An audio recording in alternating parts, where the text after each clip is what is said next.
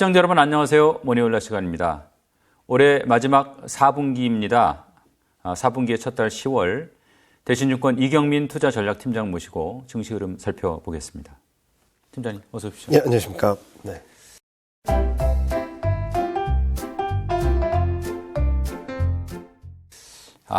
오늘 지금 4일입니다. 네. 녹화하는. 네. 오늘 증시 참 안 좋네요. 네. 이 10월 출발부터 좋지가 않은데 네. 9월 증시부터 정리하고 좀 갈까요? 일단은 8월에 이어서 9월까지도 채권금리 상승, 달러 강세 여파로 글로벌 증시 전반적으로 굉장히 안 좋은 모습들을 보여줬는데요. 네. 8월 달에는 미국 재무부가 국채 발행을 많이 한다라는 것들 때문에 채권금리가 상승을 했다면 이번에는 국제유가였습니다. 국제유가 쪽에서 사우디와 러시아가 감산을 연장한다라는 소식에 의해서 유가가 급등을 했고, 유가가 급등을 하니까 물가 부담이 커짐에 따라서 또 채권금리, 통화정책에 대한 불안감, 그리고 9월 20일 FOMC 이후에는 내년 금리 인하가 좀 늦춰질 수 있다. 그리고 중립금리도 상향 조정된 거 아니야? 라고 얘기를 하면서 채권금리가 급등세를 이어왔고 달러 강세를 이어가면서 시장을 계속적으로 압박했다라고 볼 수 있을 것 같은데요. 주식시장은 2023년 3월 이후, 그러니까 실리콘밸리뱅크 파산 사태가 있었을 때 이후로 처음으로 200일 이동평균선, 추세선이라고 할 수 있는 200일 이동평균선까지 하회했고 10월 4일인 오늘까지 2400 초반까지 좀 레벨 다운되는 모습들을 보여줬고요. 코스닥도 거침없이 상승을 했던 흐름에서 급락 반전을 하면서 이번에는 800포인트 초반까지 내려가는 그림들을 보여주고 있다라고 보시면 될 것 같아요. 이런 상황에서 외국인 매도가 조금 과하다라고도 볼 수 있겠지만 외국인 매도가 4개월 연속 출회됐는데 2차전지 소재주를 빼면은 오히려 매수한 흐름들이었거든요. 반도체, 자동차, 그리고 배당 관련된 종목들, 금융이라든지 통신 종목들을 사면서 좀 차별화되는 움직임들을 보였는데 10월 시작하자마자 이렇게 급락한 상황에서 채권금리는 더 올라가고 달러 인덱스는 더 올라가고 원달러 환율은 1360원대로 가면서 좀 시장의 불안정한 흐름들이 9월에 이어서 10월 초까지 이어지고 있다라고 평가를 할 수 있을 것 같습니다. 어쨌든 이제 9월에 보면은 네. 트리거가 된 거는 FOMC인 거는 맞는 네, 것 같아요. 맞습니다. 그래서 이게 어떤 것들이 이렇게 투자자의 마음을 막 흐트러 놨는지 좀 세밀하게 좀 봤으면 좋겠어요. 일단은 9월 FOMC에서는 예상했던 대로 금리 동결을 했거든요. 그런데 점도표 변화가 좀 컸습니다. 23년 점도표, 그러니까 기준금리는 어디까지 갈 거다라는 연준 위원들이 전망이 5.6으로 그대로 유지됐는데 문제는 24년이었거든요. 5.1로, 그러니까 6월 달에 제시했던 점도표가 4.6이었는데 0.5%포인트, 50bp 인상을 하면서 24년에는 금리 인하가 4번이 아니라 2번입니다. 라는 얘기를 한 거죠. 네. 그렇게 되면은 금리 동결을 한다 하더라도 내년 상반기까지는 금리 인하가 없다라는 시그널을 던져주면서 시장에 일단 충격을 줬다라고 보고 있고요. 그리고 또 하나는 여기 점도표 두 개를 비교해드리고 있는데 6월 달 점도표에서는 롱거런, 장기적으로 기준금리가 이 정도 갈 거다라는 전망을 했던 연준 위원들 중에 3% 이상 중립금리로도 얘기가 되는 롱거런 금리를 3% 이상 전망했던 연준 위원들이 3명이었는데 이번엔 5명으로 늘었거든요. 예. 여기다가 파월 연준 의장이 기자회견에서 중립금리 인상 가능성을, 상향 조정 가능성을 좀 내비치면서 시장에 굉장히 충격을 줬다라고 볼 수 있겠죠. 이러다 보니까 2년물이나 3개월물, 그러니까 단기채 금리는 그렇게 많이 안 움직였는데 10년물 국채 금리가 워낙 급등을 하는 모습들을 보여줬고요. 이런 상황들이 전개되면서 시장에서는 이러다가 고금리가 굉장히 오래 가고 오래 감으로 인해서 경기 충격이 있는 거 아니야? 라는 복합적인 시장의 불안감들이 들어왔다고 볼 수 있겠죠. 즉 지금 시장에 녹아들어 있는 거는 경기에 대한 불안 심리도 남아있는 상황에서 고금리가 장기화된다. 그로 인해서 경기 충격은 불가피하다.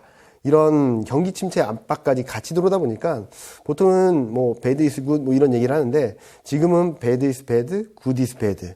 경제지표가 잘 나오면은 고금리가 더 장기화될 수 있다. 경제지표 못 나오면 진짜 침체 가는 거 아니야?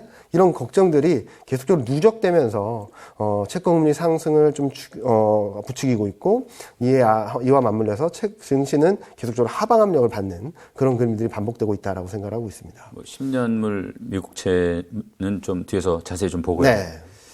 자, 오늘 내리는 거 보니까 코스피 네. 이거 오늘 2,400 깨지는 거 아닌가 막 조마조마하게 봤는데 참 바닥 어딘지 잘 모르겠어요. 내릴 만큼 내린 거 아니냐. 네. 금리 이슈에 너무 과도한 반응을 하는 거 아니냐. 네. 자, 그렇다면 살 때다. 이런 의견 있지 않습니까? 네. 동의하십니까? 저는 동의합니다.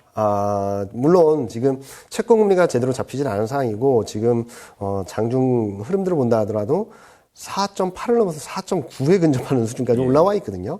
그런 상황에서 얼마나 왜 여기서 사야 되는가, 시장에서 더 물러서기보다는 좀 더 적극적으로 다가가야 되는가라는 부분들에 대해서는요.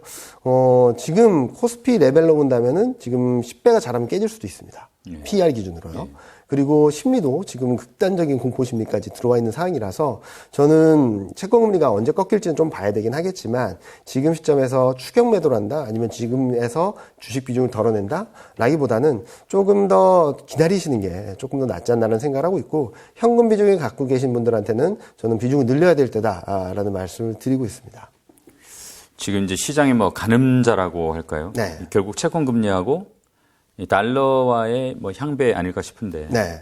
여기서 큰 흐름이 좀 결정되는 거죠? 네, 일단은 채권금리가 좀 안정을 찾아야 되는 게 뭐 우선순위겠죠. 지금 현재 시점에서 본다면은 채권금리 안정세가 언제쯤 올까라는 것들을 좀 걱정을 하실 텐데, 최근 채권금리가 급등을 한, 그러니까 저희가 연휴 기간 동안에 채권금리가 엄청나게 올라갔거든요.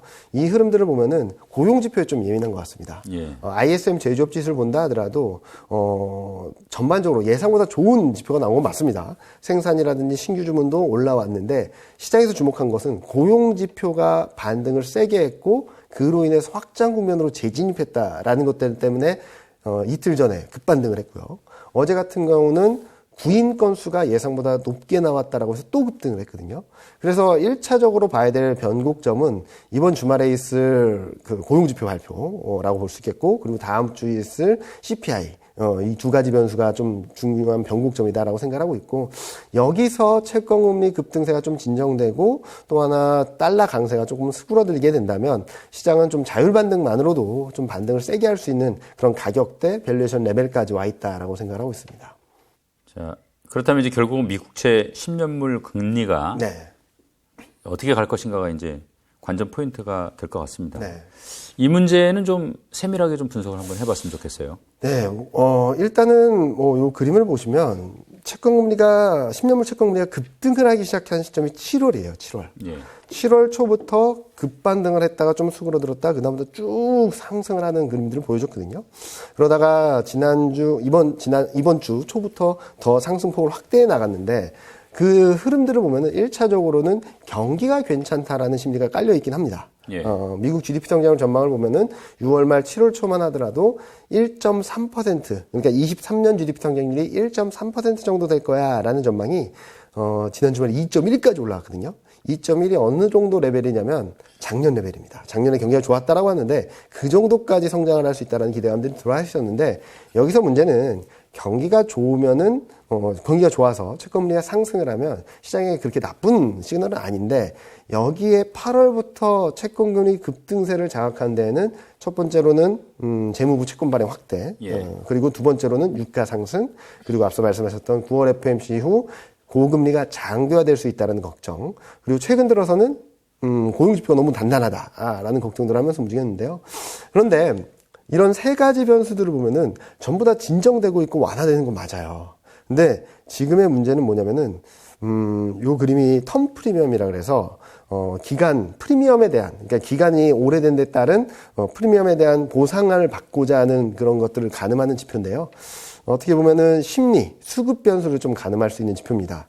여기 보시면은 파란색이 10년물 텀 프리미엄인데 이게 잘 보시면은 9월 FOMC 이후 10년물 채권금리 상승하는 것보다 이게 더 급등을 했거든요. 네. 그걸 어떻게 해석하냐면은 지금 채권금리가 오르는 데에는 어떤 팩터, 어떤 뭐 기대 인플레이션이 올랐다 아니면 경기가 좋아졌다라는 것보다는 심리와 수급 변수의 힘이 더 컸다라고 볼 수 있겠죠. 그래서 지금 저희 채권 애널리스트랑도 얘기했는데 지금은 워낙 공포 심리가 극단에 달하는 상황이고 그러다 보니까 매도가 매도를 부르는 어떻게 보면은 투매가 나오는 주식시장에도 보통 급락을 할 때 투매가 나온다라고 얘기하지 않습니까?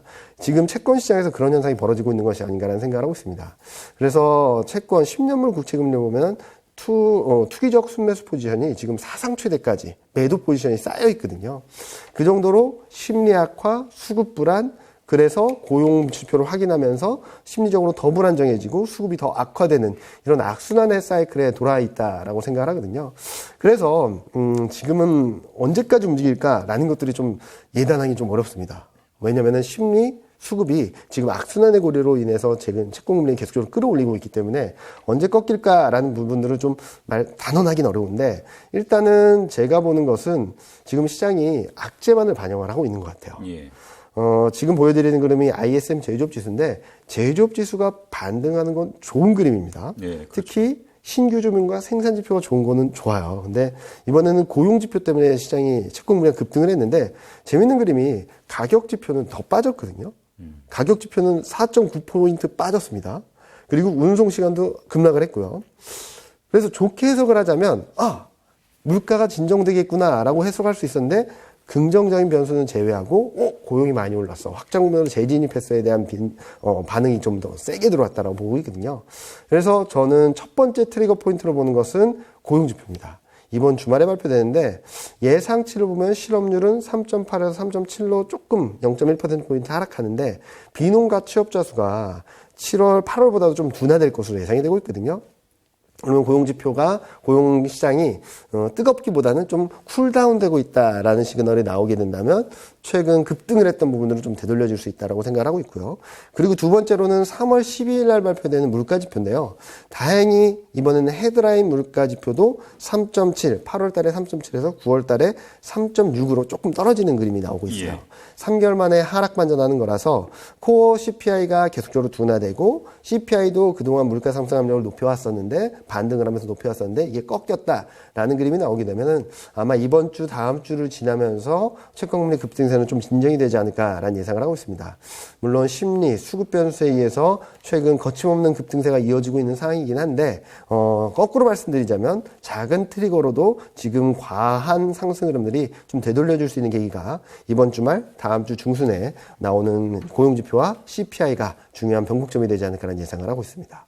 지금 이제 말씀하시면서 좋은 건 하나도 안 보이고 네, 나쁜 것만 지금 눈에 들어온다. 맞습니다. 결국 이제 심리 지표가 매우 지금 악화된 상황이어서 네, 그렇겠죠. 지금 맞습니다. 막 어느 정도 파랗게 질려 있는 겁니까? 지금 보여드리는 그림은 제가 매번 올 때마다 보여드리는 그림이긴 한데 Fear and Greed Index라고 해서 CNN 머니에서 매일매일 발표하는 건데요. 제가 업데이트할까지만 해도 28이었던 게 오늘 새벽 마감된 증시를 반영을 해서 보면 17까지 떨어졌습니다. 17. 17이라고 하면 Extreme Fear. 극단적인 공포 구간에 들어가 있는 거거든요. 그 수준이 어느 수준이냐면은 올해 3월달 실리콘밸리 뱅크가 파산했을 때보다도 더 낮은 수준이에요. 굉장히 위축되는 심리인데 이런 심리가 위축됐을 때는 이제 저점이다라고 말하기는 어렵습니다. 왜냐면은 앞서 말씀드렸던 대로 공포 심리가 극단으로 치닫게 되면은 심리의 수급이 악화되고 악화된 수급에 또 심리가 위축되고 이런 악순환의 고리가 연결될 수 있다라고도 생각할 수 있는데 이런 국면을 보통 언더슈팅이라고 하죠. 채권금리로 말씀드리자면 오버슈팅이라고 볼 수 있겠고 그래서 지금 레벨에서는 저점이다 말하기는 어려운데 투자 전략 관점에서는 역발상 투자 그러니까 지금 시장이 더 떨어진다 하더라도 여기서 물러설 때는 아니고 여기서 사면은 충분히 수익을 낼 수 있는 구간까지는 들어왔다 정도로 해석할 수 있겠고요. 또 하나는 단기 매크로 리스크 인덱스라 그래서 리스크에 대한 민감도를 반영을 하는데 이게 0.8 이상이면 리스크를 충분히 반영했다라는 시그널이거든요. 근데 지금 단기 매크로 리스크 인덱스가 0.8까지 올라오는 상황이라서 극단적인 공포 심리 그리고 리스크에 대한 민감도가 충분히 반영됐다라고 봤을 때 지금은 시장이 더 급락을 하기보다는 지금 레벨 수준에서는 좀 바닥을 잡는 그림들이 나오지 않을까라는 말씀을 드리고 있습니다.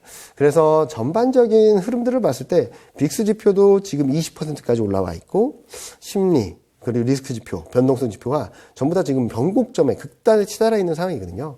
그래서 지금 레벨에서 더 물러설까? 아니면은 좀 더 다가서야 될까?라는 것들을 물어보신다면 저는 지금은 물러서는 실익보다는 조금 더 다가선다거나 아니면 좀 기다리는 전략이 조금 더 유효하다라고 말씀을 드리고 싶습니다. 지금 아까 이제 재무부 채권 발행 양이 는 것도 이제 한 이유다 말씀하셨는데 사실 부채 한도 협상 끝나고 미국 재무부가 이제 채권은 팔아야 되고. 네. 이제 그 상황에서 사실은 채권 수익률을 좀 높여줘야 이 채권이 맞습니다. 팔리는 측면이 있지 않습니까? 네, 맞습니다. 왜냐하면 또 미중 관계도 별로 안 좋고 해서 네. 중국이 또 옛날처럼 열심히 사주지도 않고. 네. 그래서 파월 의장이 사실상 소위 말하는 채권 금리의 급등을 좀 용인한 그런 측면이 있지 않나. 네. 채권을 팔기 위해서. 뭐 그런 분석도 좀 있더라고요. 뭐 그럴 가능성도 충분히 있다라고 생각하는데요. 어떻게 본다면은 이 정도로 급등하는 데 따라서 경제적으로 부정적인 여파를 미치는 것들 그런 것들을 감안해서 본다면 뭐 채권 파월 연준의장이 어떤 의도를 했든 간에 지금 시장에서는 어느 정도 자산 시장의 과열이 쿨다운되고 그리고 채권 가격은 좀 더 싸지고 그리고 금리 급등으로 인해서 지금 전반적으로 경기에 대한 불확실성이 커지는 부분들. 왜냐하면 파월 연준의장이 계속 말하는 것은 지금 경기 상황이 너무 뜨겁기 때문에 경기가 강하기 때문에 물가가 제대로 떨어지지 않을 것을 걱정하고 있거든요.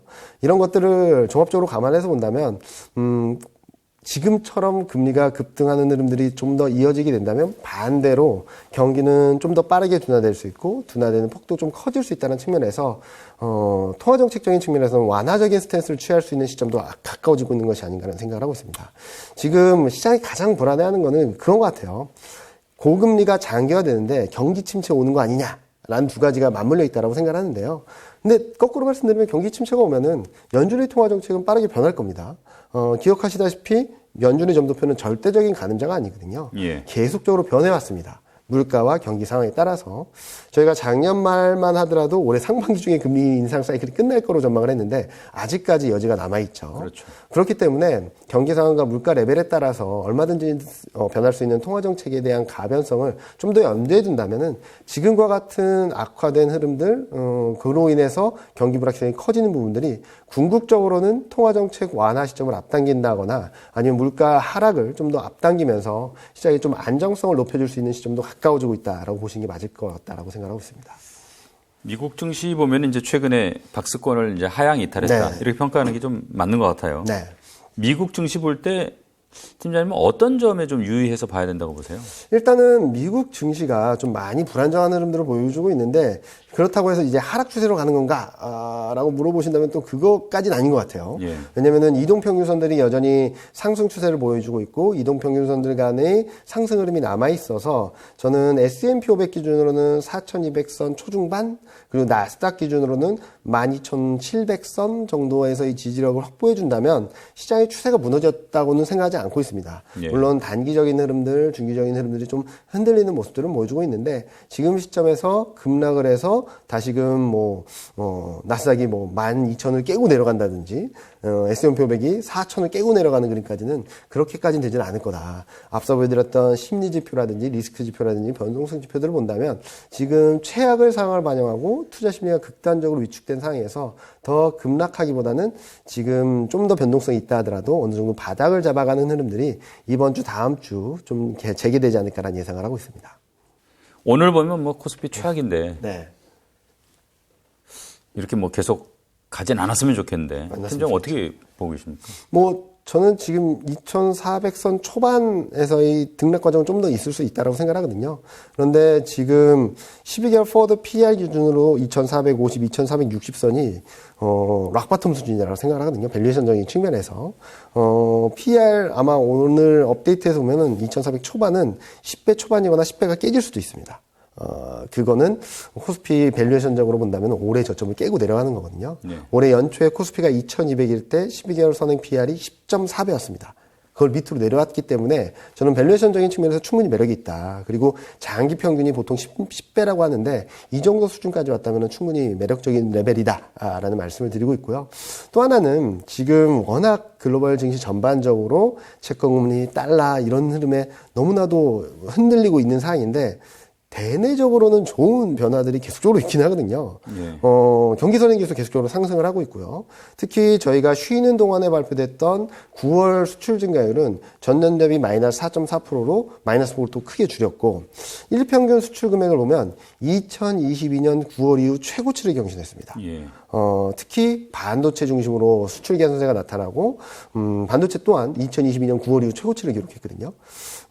수출 데이터만 본다면 그동안 계속적으로 시장이 발목을 잡았던 상황에서 빠르게 역전이 되고 있어서 저는 대변수, 그러니까 채권금리와 달러가 아직까지는 불안정한 모습을 보여주고 있는데 이게 좀 진정되는 국면에서는 한국 증시가 좀 더 반등 탄력을 보여주지 않을까라는 말씀을 드리고 있고요. 2,450 밑으로 내려가는 그림들은 딥밸류 구간으로 들어가는 구간으로서 좀 매수가 충분히 가능한 권역이다라는 말씀을 드리고 있고요.